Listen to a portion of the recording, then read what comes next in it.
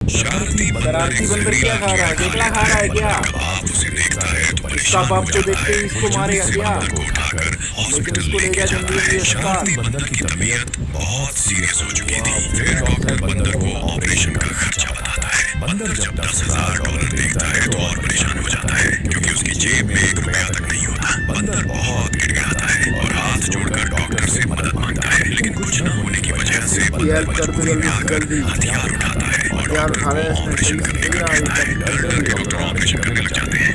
तभी वहाँ पुलिस भी आ जाती है। बंदर जब देखता है उसका बेटा अब खतरे से बाहर है तो वो खुद ही जाकर पुलिस को सरेंडर करता है। बंदर अपने बाप को देखकर